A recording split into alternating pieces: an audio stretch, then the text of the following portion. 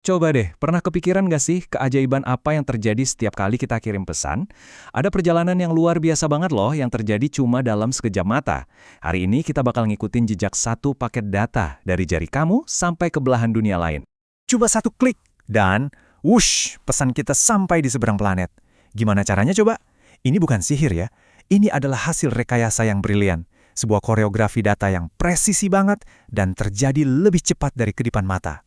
Nah, ternyata di balik semua komunikasi digital ini ada semacam buku aturan universal. Sebuah pedoman yang harus, kudu, wajib diikuti sama setiap potongan data. Anggap aja ini peta yang mandu paket data kita di perjalanannya. Jadi, setiap interaksi online kita yang kelihatannya simple banget itu sebenarnya ditopang sama arsitektur yang luar biasa rumit tapi juga elegan ini. Sebuah mahakarya rekayasa yang bikin dunia modern kita ini tetap nyambung. Kunci dari semua ini itu ada di satu kata, protokol. Gampangnya gini deh, protokol itu ibarat bahasa universal yang bikin semua komputer di dunia, nggak peduli mereknya apa, sistem operasinya apa, bisa ngobrol dan saling ngerti satu sama lain. Dan cetak biru buat bahasa universal ini dikenal sebagai model referensi OSI. Ini tuh kerangka konseptual dengan 7 lapisan berbeda yang dirancang di akhir tahun 70-an buat mastiin sistem dari vendor yang beda-beda pun bisa komunikasi dengan lancar. Ngapalin ketujuh lapisan ini, application, presentation, session, transport, network, data link, dan physical, bisa bikin pusing ya. Tenang, ada cara gampangnya. Coba deh ingat kalimat ini. All presidents since Truman never did pot. Mungkin kedengaran konyol, tapi ini efektif banget buat nginget urutannya dari atas ke bawah. Oke, sekarang paket data kita udah siap nih buat mulai perjalanannya. Tapi ya, kayak kita mau traveling, data ini juga perlu perkemas dulu, dan proses persiapan ini penting banget buat mastiin data sampai dengan selamat. Proses ini secara teknis namanya enkapsulasi. Biar gampang, bayangin deh, kamu masukin surat ke dalam amplop. Terus, amplop itu dimasukin lagi ke amplop yang lebih besar, dan gitu terus.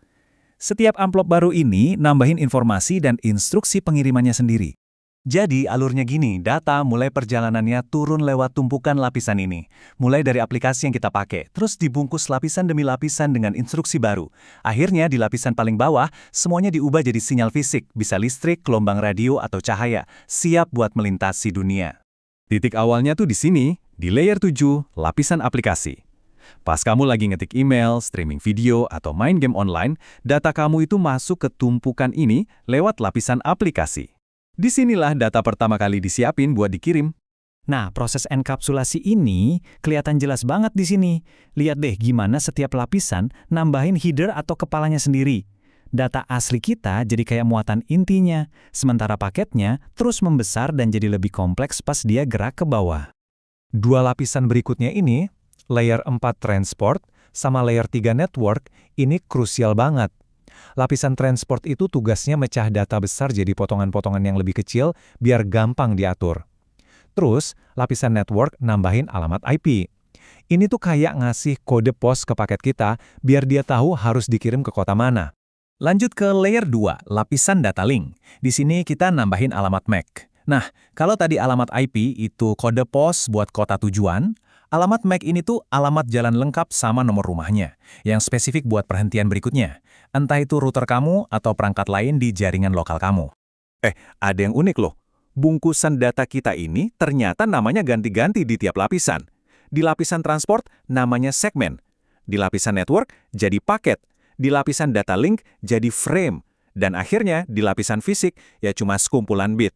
Penamaan ini ngebantu para insinyur jaringan biar tahu persis tahap mana yang lagi mereka omongin. Setelah perjalanan yang luar biasa lewat router, kabel, bawah laut, dan satelit, data kita akhirnya sampai juga di tujuan. Nah, sekarang waktunya buat unboxing kado ini, lapisan demi lapisan.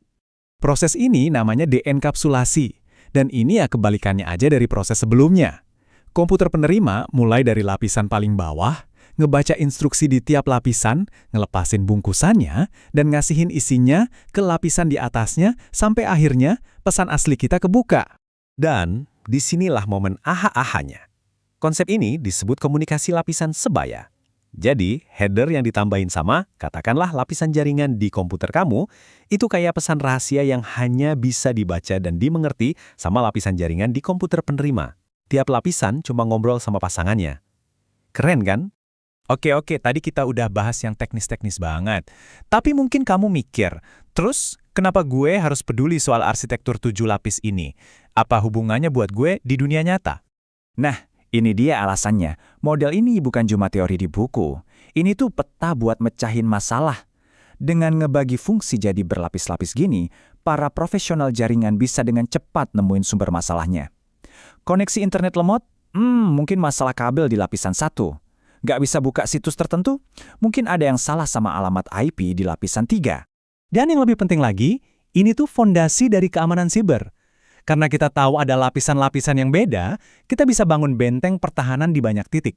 Contohnya, mengenkripsi data di lapisan transport buat transaksi bank yang aman, bikin terowongan pribadi pakai VPN, atau ngamanin koneksi Wi-Fi di rumah kita. Setiap lapisan adalah sebuah kesempatan buat perlindungan. Seperti yang diringkas dengan sangat baik oleh salah satu sumber kami, intinya gini, dengan memahami cara kerja komunikasi jaringan, kita jadi paham gimana serangan bisa terjadi dan gimana cara nerapin keamanannya. Simpelnya, kita nggak bisa ngelindungin sesuatu yang kita nggak ngerti cara kerjanya. Nah, ini membawa kita ke sebuah pemikiran akhir. Dari email yang baru aja kamu kirim, sampai konten yang lagi kamu tonton ini, data kamu itu ngelakuin perjalanan ini ribuan kali setiap hari. Jadi, setelah tahu kalau setiap lapisan bisa jadi benteng pertahanan, pertanyaannya adalah, seberapa amankah perjalanan data kamu?